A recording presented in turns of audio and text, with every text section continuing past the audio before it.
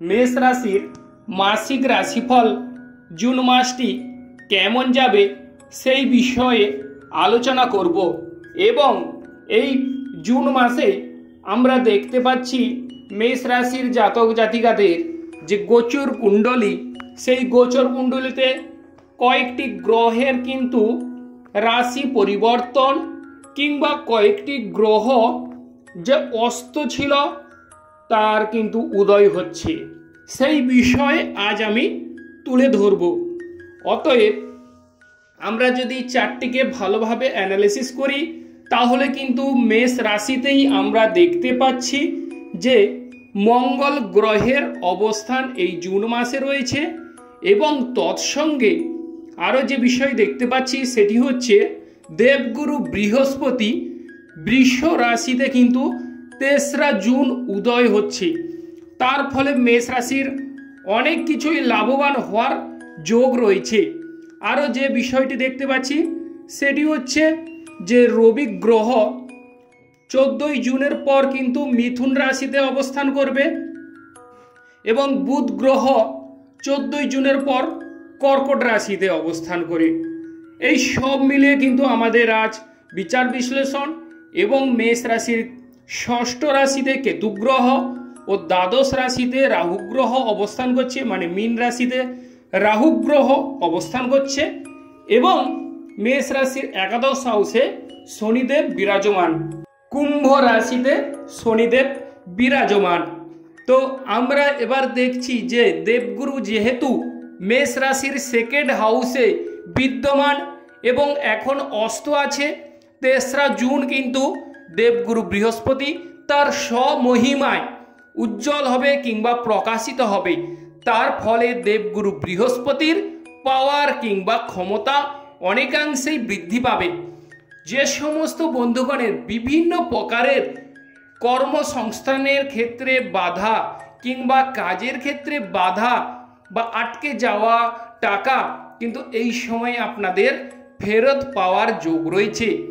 কিংবা আপনাদের যে সমস্ত বন্ধুগণের হাতে অর্থ কড়ির ক্ষেত্রে বিভিন্ন প্রকারের ঝামেলা কিংবা ঝঞ্ঝাট চলছে বা ঝামেলা ঝঞ্ঝাট থেকে আপনারা রেহাই পাচ্ছেন না, তবুও মে মাসে অনেকের ক্ষেত্রে দেখা যাচ্ছে দেবগুরু বৃহস্পতি কিন্তু আপনাদের কিছু ক্ষেত্রে অর্থ কড়ির ক্ষেত্রে অবশ্যই একটা শুভ যোগ বা শুভ অবদান কিন্তু আপনারা মে মাসে পেয়েছেন।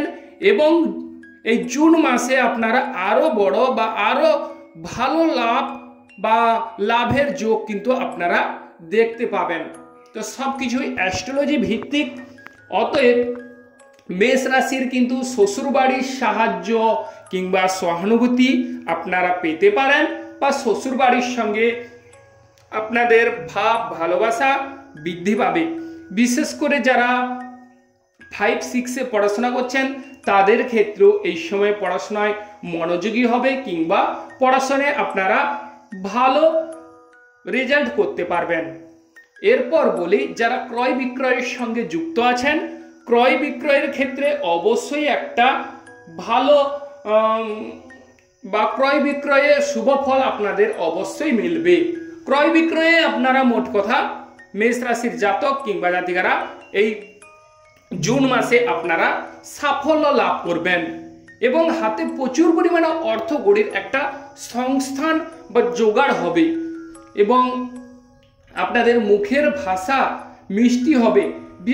বিশেষ করে যারা গায়ক গায়িকা আছেন তাদের ক্ষেত্রেও সাফল্য লাভ বা সাফল্য যোগ রয়েছে। আপনাদের গলার ভয়েস সুমধুর হবে। এরপর মেষ রাশির যে বিভিন্ন প্রকারের অপব্যয় বা অযথা অর্থ ব্যয়, সেই অযথা অর্থ ব্যয় থেকে আপনারা কিন্তু রেহাই কিংবা মুক্তি পাবেন। মেষ দেবগুরু বৃহস্পতি তার 7ম দৃষ্টি দিয়ে আপনাদের 8ম হাউসকে দেখছে।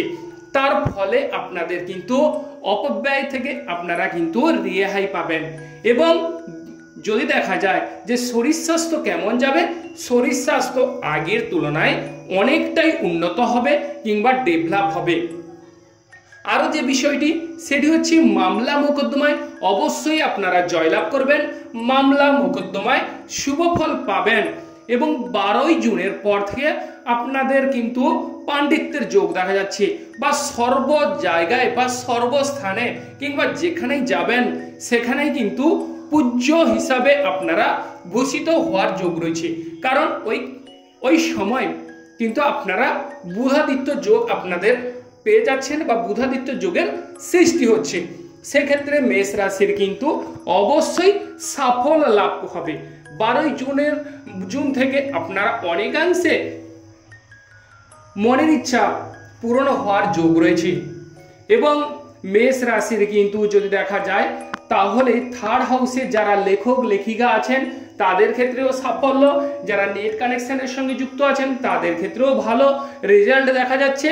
এবং বিশেষ করে 14ই জুনের পর থেকে বুধ গ্রহ যেহেতু তার মিথুন রাশি থেকে কর্কট রাশিতে বেরিয়ে যাবে, তার ফলে কিন্তু মেষ রাশির 4র্থ হাউসে বুধ গ্রহ থাকার ফলে আপনাদের মায়ের সঙ্গে ভাব ভালোবাসা বৃদ্ধি পাবে, কিংবা মায়ের সঙ্গে বা মায়ের শরীর স্বাস্থ্য আগের তুলনায় অনেকটাই ডেভেলপ হবে।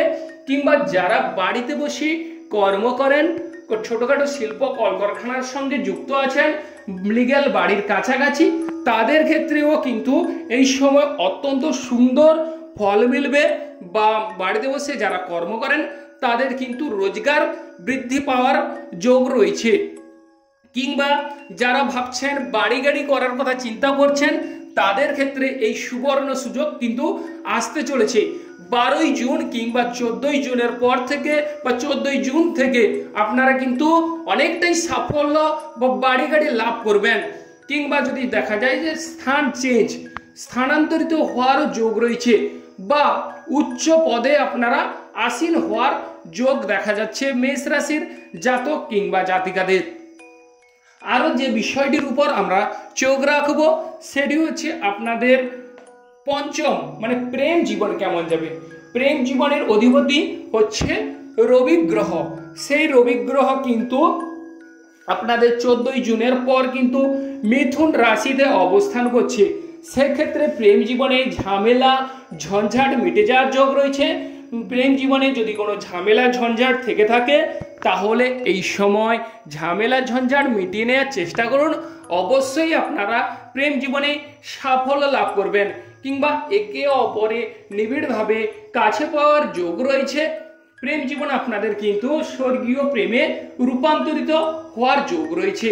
তবে রাগ জেদ ক্রোধ এইসব এড়িয়ে চলুন। অবশ্যই আপনারা 100% সাফল্য লাভ করবেন প্রেম জীবনে। এবং যারা সন্তান ক্যারি করার কথা ভাবছেন তাদের ক্ষেত্রেও কিন্তু এই সময় অত্যন্ত সুন্দর বা গোচর কুণ্ডলী অত্যন্ত শুভ ফল দেবে।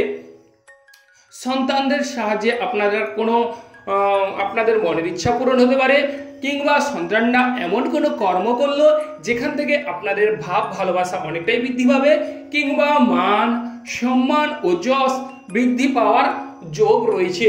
এবং যারা বিশেষ করে গান বাজনার সঙ্গে কিংবা শেয়ার ক্রয় বিক্রয়ের সঙ্গে যুক্ত আছেন তাদের ক্ষেত্রেও অবশ্যই একটা অভাবনীয় শুভ ফল কিন্তু আপনারা পাবেন। এরপর বলি দাম্পত্য জীবন কেমন যাবে। দাম্পত্য জীবনের অধিপতি হচ্ছে শুক্র গ্রহ। সেই শুক্র গ্রহ কিন্তু আপনাদের শুভ ফল দেবে বা শুভ ফল দিতে এসে গেছে। সেই শুক্র গ্রহের ফলে আপনাদের দাম্পত্য জীবনে মধুরতা বৃদ্ধি পাবে। দাম্পত্য জীবনে অবশ্যই আপনাদের ভাব ভালোবাসা বৃদ্ধি পাবে, এবং আপনারা স্বর্গীয় সুখে অবশ্যই কালাতিপাত করার যোগ রয়েছে। দাম্পত্য জীবন আপনাদের মধুময় হবার যোগ রয়েছে। তবে একটি বিষয় দেখবেন যে স্বামী স্ত্রীর মধ্যে দাম্পত্য জীবনে গোচর কুণ্ডলী ভালো আছে, আপনাদের জন্মগত কুণ্ডলী কেমন, বা আপনারা যদি আপনাদের স্বামী স্ত্রীর মধ্যে বাদ বিবাদ ঝামেলা লাগিয়ে দেন বা ছোটোখাটো কোনো কথা কাটাকাটি করতে শুরু করেন তাহলে দাম্পত্য জীবনে কিছুটা বনিবনা হবার যোগ রয়েছে। যেমন ধরুন বাড়িতে বসিয়ে কোনো কিছু কর্ম না করে যদি ঘুমিয়ে কাটিয়ে দেওয়া যায় তাহলে কিন্তু এই গোচর কুণ্ডলীর যে শুভ ফলগুলো আপনি পাবেন ভাবছিলেন সেখান থেকে কিন্তু আপনারা হতাশা কিংবা আপনাদের টেনে ধরতে পারে। অতএব আপনারা কর্মে লেগে পড়ুন এবং ভেবেচিন্তে অবশ্যই ডিসিশন নিন। অবশ্যই আপনারা কিন্তু একটা শুভ ফল আপনারা কিন্তু লাভ করবেন। এবং মেষ রাশির কিন্তু হাত যেহেতু দ্বিতীয় হাউসে দেবগুরু বৃহস্পতি 12 বছর পরে অবস্থান করছে, সেক্ষেত্রে আপনাদের হাতে প্রচুর পরিমাণে বা পরিমিত অর্থ কিন্তু আপনারা পেয়ে যাবেন, বা ধার দেনা কিন্তু আপনাদের মিটে যাওয়ার যোগ রয়েছে। এবং শত্রু কিন্তু নিধন হবে, বা কম্পিটিটিভ এক্সামের কথা যদি বলা যায় তাহলে সেক্ষেত্রে সাফল্য আপনারা অবশ্যই পাবেন।